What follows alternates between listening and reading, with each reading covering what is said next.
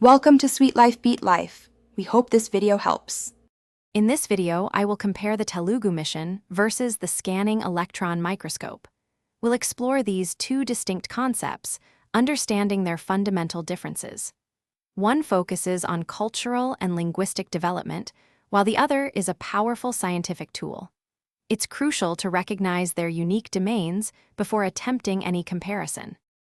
The Telugumission is dedicated to advancing the Telugu language and culture, which is spoken by over 75 million people globally.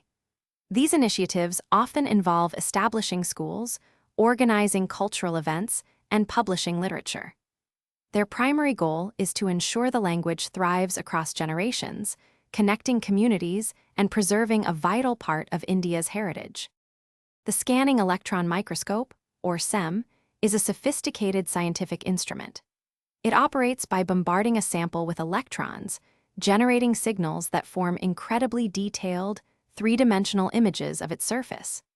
With resolutions down to 1 nanometer, SEMs allow scientists to visualize structures far beyond the capabilities of traditional light microscopes, revolutionizing research in many fields.